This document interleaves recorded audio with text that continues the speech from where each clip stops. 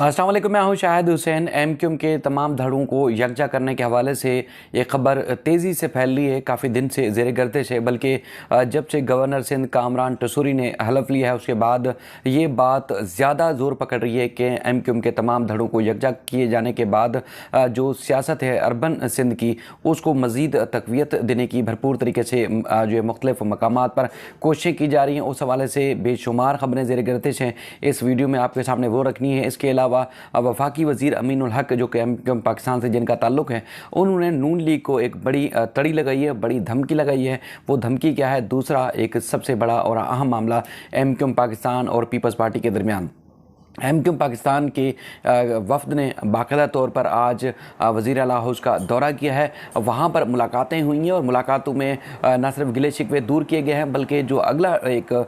जो तहरीरी मुआहदा था उस पर अमल दरामद होना था, उस पर काफ़ी बताया जा रहा है कि न सिर्फ पेशरफ्त हुई है, बल्कि आने वाले दिनों में जो एमक्यूएम की सियासत की सर्वाइवल है उसमें जो अहम किरदार ख़ासतौर पर कराची और हैदराबाद की सियासत से मुताल्लिक होगा। उसमें क्या पेशरफ्त हुई है वो भी आपके सामने रखेंगे। सबसे पहले एमक्यूएम के जो तमाम धड़े हैं उनको यकजा करने के हवाले से खबरें जो ज़ेर गर्दिश हैं, उस हवाले से मैं आपसे जो है वो तफसीलात आपके सामने रखूँगा। गवर्नर सिंध कामरान टसूरी ने जब से हलफ लिया है, ना सिर्फ वो ख़ुद बल्कि जो उनकी बीट करने वाले लोग हैं, जो उनकी रिपोर्टिंग करने वाले लोग हैं, जो मुख्तलिफ़ सहाफ़ी हैं, उन्होंने उनसे मुख्तलिफ़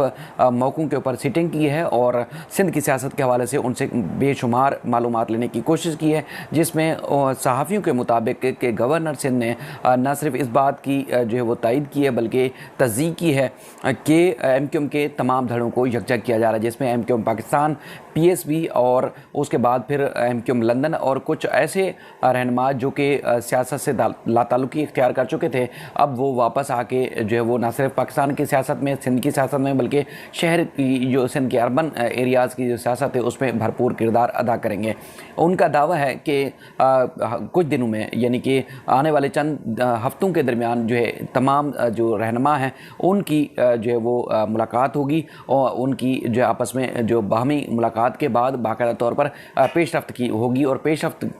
के बारे में मीडिया को बाकायदा तौर पर आगाह किया जाएगा। इस हवाले से बताया गया है कि जो एक कहते हैं कि खुफिया दौरे साबिक गवर्नर इशरतुल इबाद साहब ने भी मुख्तलिफ ममालिक के और ख़ासतौर पर पाकिस्तान की किए हैं, और उसके बाद फिर इस्टेब्लिशमेंट और दीगर जो खुफिया क़ुव्वतें हैं उनकी कोशिश है कि ना सिर्फ पीटीआई का जो वोट बैंक बढ़ा है सिंध के शहरी इलाकों में उसको कमज़ोर किया जाए, बल्कि उनकी कोशिश है कि पीपल्स पार्टी के जो एक आने वाले दिनों में अगर इंतखाबात होते हैं तो उनसे टक्कर लेने के हवाले से एक सबसे ज़्यादा तवाना और मजबूत अगर जो है वो क़ुव्वत थी वो एमक्यूएम थी। एमक्यूएम ही जो है वो एक तवाना क़ुव्वत के साथ मुकाबला कर सकती है इलेक्शन में। तो इसलिए अगर एमक्यूएम जो बहादराबाद है, यानी कि एमक्यूएम पाकिस्तान है, उनका वोट बैंक जो है मुकम्मल तौर पर मुतासर हो चुका है, यानी कि ना होने के बराबर है। पीएसपी से भी खातिर खा नताइज नहीं निकले। पीएसपी की जो मेकनिज़म है वो कदरे बेहतर है एमक्यूएम पाकिस्तान से, लेकिन एमक्यूएम का ना सिर्फ पार्टी का ढांचा बल्कि जो वोट बैंक है मुकम्मल तौर पर ख़त्म हो चुका है, तबाह हो चुका है। लेकिन उसके बाद फिर अब उसको सर्वाइव किया जा रहा है, क्योंकि बेशुमार जो रहनुमा थे उन्होंने ना सिर्फ एमक्यूएम लंदन बल्कि एमक्यूएम पाकिस्तान से भी लाताल्लुकी का इजहार किया था, बल्कि उन्होंने सियासत से किनारा कशी इख्तियार की थी। अब उनको वापस लाया जा रहा है और इस तरह एमक्यूएम के सर्वाइवल के लिए भरपूर किस्म की कोशिश की जा रही है और आने वाले दिनों में इनकी ये जो कोशिशें हैं वो होती हुई नज़र भी आएंगी। इस हवाले से जो इतलात हैं, जो अपडेट्स हैं, ख़ासतौर पर जिसका दावा गवर्नर सिंध जो कामरान टसूरी साहब है उन्होंने किया है कि जिसका काम जो कर सकता है वो काम उसको दिया जाएगा। मिसाल के तौर पर अगर एडमिनिस्ट्रेटर या नाज़िम के तौर पर कोई अगर आदमी फिट है तो वो उसका किसी भी ग्रुप से ताल्लुक़ है तो वो उसको ही दिया जाएगा, यानी कि जो डिज़र्व करता है। इसी तरह दीगर पोस्टों के ऊपर, ओहदों के ऊपर भी इसी तरह के जो लोग जिस तरह फिट होंगे उनको उसी तरह की ही जिम्मेदारी दी जाएगी। सहाफ़ियों का दावा है कि आला सतह के ऊपर ये बात भी तय हो चुकी है कि जैसे मिसाल के तौर पर फ़ारूक सत्तार का ग्रुप है, इसी तरह खालिद मकबूल सदीकी का ग्रुप है, इसी तरह दीगर जो ग्रुप हैं उन तमाम को यकजा करने के हवाले से पस पर्दा जो क़ुव्वतें हैं, जो ताकतें हैं वो मुनज़्ज़म हो चुकी हैं और इसी तरह आने वाले दिनों में भरपूर तरीके से तैयारी की जा रही है। अच्छा, इस हवाले से जो इतलात हैं, बताया जा रहा है कि जो मुस्तफ़ा कमाल साहब हैं उनको एडमिनिस्ट्रेटर कराची का ओहदा दिया जाएगा और उसके बाद फिर इसी तरह हैदराबाद और दीगर जो सिंध के शहरी इलाके हैं उनको भी इसी तरह जो एमक्यूएम के मुख्तलिफ धड़ों में लोग बट चुके थे अब उनको आला ओहदे दिए जाएंगे ताकि वो डिलीवर करेंगे आवाम को, ये बावर कराएंगे कि अगर आवाम की या शहरों की या सिंध के शहरी इलाकों की अगर कोई किस्मत बदल सकता है तो वो यही शख्सियत हैं। इसके अलावा ख़ास तौर पर जो MQM का यानी कि MQM का स्ट्रक्चर है, MQM का तंजीमी ओहदे हैं, उसमें ना सिर्फ अनीस कायम खानी साहब बल्कि फ़ारूक सत्तार साहब को भी ओहदे दिए जाएंगे और इसी तरह आने वाले दिनों में जो है वो ख़ास तौर पर पेशरफ्त सामने आएगी। अच्छा, इसमें चूँकि ये इतलात हैं अभी तस्दीक जो है आला सतह पर नहीं की जा रही है, ख़ास तौर पर MQM लंदन की तरफ से, MQM पाकिस्तान की तरफ से, डॉक्टर फ़ारूक सत्तार साहब की तरफ से और ख़ास तौर पर अनीस कायम खानी साहब की तरफ से। अनीस कायम खानी साहब से मैंने खुद रब्ता किया, MQM लंदन से जो मुख्तलिफ ज़राए हैं उनसे रब्ते किए गए, उनसे इस बात की तस्दीक के लिए जो है वो तफसीलात ली गई और डॉक्टर फ़ारूक सत्तार साहब से भी। ख़ास तौर पर अनीस कायम खानी साहब का कहना है कि NA 245 का जो इलेक्शन था उस दौरान कुछ मजहबी जमातों के दरमियान क्लैश हुआ था। उस दौरान जो वोट बैंक है उसको मजबूत बनाने के लिए डॉक्टर फ़ारूक सत्तार जब चल के पाकिस्तान हाउस आए थे तो उसके बाद फिर उनके साथ कुछ इलाक या उसके बाद फिर उनके साथ बैठ के बातचीत की गई थी। इसके अलावा बातें ज़ेर गर्द ज़रूर हैं लेकिन फिल वक्त ग्राउंड पर ऐसी कोई बात नहीं है। MQM के लंदन जो राब्ता कमेटी में शामिल हैं उस ज़राए का ये कहना है कि फिल वक्त MQM लंदन से इस तरह की कोई बात नहीं हो रही, क्योंकि ये जो एक जो मुतहद किया जा रहा है MQM को, उस हवाले से ये भी जो है वो दावा किया गया है कि बानी MQM से ले उनके अलावा बाकी लोगों को यकजा किया जाएगा, यानी कि बाकी जो रहनुमा हैं, जो लीडरान हैं, जो मुख्तलिफ मौक़ों पर मुख्तलिफ अहम और आला ओहदों पर काम कर चुके हैं, यानी कि वो डिलीवर आवाम को कर चुके हैं, आवाम इनको पसंद भी करते हैं। लेकिन सियासत में जब तनाव आया, सियासत में ऑपरेशन के बाद ख़ास तौर पर जो उन्होंने मुल्क छोड़ा तो उसके बाद ज़ाहिर सियासत से उन्होंने दूर इख्तियार कर ली थी, उनको वापस लाया जाएगा और उनको सियासत में अहम रोल दिया जाएगा। लेकिन बानी MQM को जो है वो उनकी एक्सेस बहुत कम होगी, लेकिन उनका रवैया जो है पहले की निस्बत वो चेंज रहेगा। लेकिन हालिया दिनों में भी आप देख रहे हैं ना सिर्फ इमरान खान के ऊपर हमले के ऊपर जो है उन्होंने मजम्मत की, बल्कि एक शफाफ तरीके से तहकीकात और इसके अलावा कई मवाक़ियात हैं जिसमें ना सिर्फ वो पाकिस्तान की सियासत में इन है, बल्कि जो एक पहले उनका एक गुस्से वाला या एक जज्बाती उनका एक जो मिजाज होता था अब उसमें काफ़ी नरमी देखने में आ रही है और पॉजिटिव सियासत की तरफ उनका रोल जो है वो नज़र आ रहा है, जिसमें वो ना सिर्फ एक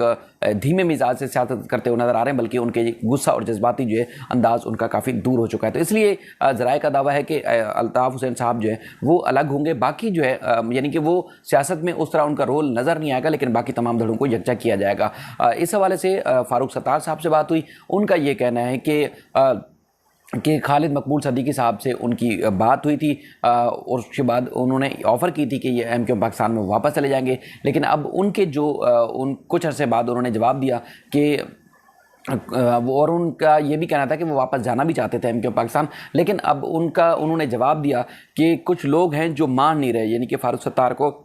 वापस MQM पाकिस्तान में लाने के लिए कुछ लोग राज़ी नहीं हैं। तो उनका कहना था कि जब तक उनके जो चाहने वाले या जब तक उनको जो है वो MQM पाकिस्तान को उनकी ज़रूरत नहीं महसूस होती तब तक वो ख़ुद से तो नहीं जा सकते, लेकिन जब उनको बाइज़्ज़त तरीके से पब्लिकली ऐलान किया जाएगा, बाकायदा तौर पर वर्कर कन्वेंशन किया जाएगा, ये उनका अपना फ़ारूक सत्तार साहब का कहना है कि जब तक ये नहीं किया जाएगा तब तक खामोशी से वो जाएंगे नहीं, और अगर वर्कर कन्वेंशन किया जाएगा और भरपूर तरीके से उनको वेलकम किया जाएगा तो वो MQM पाकिस्तान में जाने के लिए दोबारा से तैयार हैं। बहरहाल ये इस तरह की काफ़ी चीज़ें सामने आ रही हैं, जिस तरह जो है वो देख रहे हैं कि MQM की जो सियासत है, ख़ासतौर पर जो शहरी इलाके, चूँकि आम इंतखाबात भी साल डेढ़ साल के बाद आने हैं, तो अगर MQM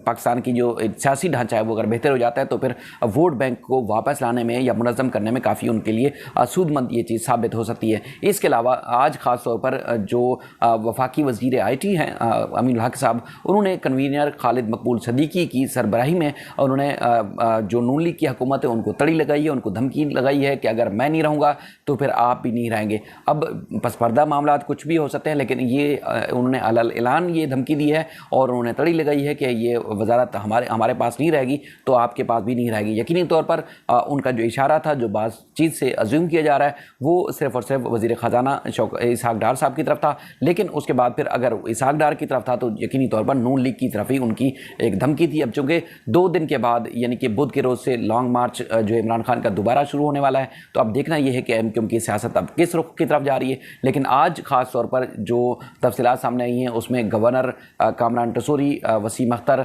और दीगर ख्वाजा इजहार और एमक्यूएम के दीगर रहनुमाओं की मुलाकात हुई है। बाकायदा तौर पर वज़ीर आला सिंध मुराद अली शाह साहब से इस मौके पर वज़ीर जो सिंध के सूबाई वज़रा हैं वो भी बड़ी तादाद में मौजूद थे। लेकिन आज ख्वाजा इजहार साहब की जो गुफ्तगू है उनका वो भी काफ़ी मानेखेज थी। यानी कि उनका ये कहना था कि लाख इख्तलाफ सही, लेकिन किसी भी मुल्की इदारे के ख़िलाफ़, कौमी इदारे के ख़िलाफ़, उनकी वर्दी के ख़िलाफ़ या उनकी इदारों की साख के ख़िलाफ़ कभी भी इख्तलाफात के बावजूद हमने गुफ्तगू नहीं की। लेकिन जो हालिया दिनों में जो इदारों के ख़िलाफ़ जो बात की जा रही है, ना सिर्फ उनकी तस्दीक की जा रही है, वो मुल्क के लिए अच्छा शगुन नहीं है। वो उन्होंने इस बात की भरपूर अंदाज में मजम्मत की है। अब आने वाले दिनों में चूँकि एमक्यूएम के जो वोटर हैं, वर्कर हैं, तमाम जो धड़े हैं, उनको ख़ास तौर पर इस बात से जो है वो उम्मीद है कि वो जो है एमक्यूएम के अगर धड़े मजबूत हो जाते हैं, यकजा हो जाते हैं, तो उनको जो एमक्यूएम की सियासत है वो या जो लोग हैं जिनके अंदर महरूमी पैदा हो चुकी है, अब उनको बेहतरी हो सकेगी। लेकिन इन तमाम चीज़ों से जब मैंने खुद अनीस कैम खान साहब से रब्ता किया तो उन्होंने सारी बातों की तरदीद की है। उन्होंने कहा कि NA 245 के अलावा किसी और मामले में उनका फ़िल वक्त कोई पेशरफ्त नहीं हुई, ना ही इन बातों में किसी किस्म की कोई सदाकत है। आने वाले दिनों में अब जो भी अपडेट्स होंगी, जो भी तफसीलात होंगी, आपके सामने रखेंगे। अपना ख्याल रखिएगा। अल्लाह हाफ़िज़।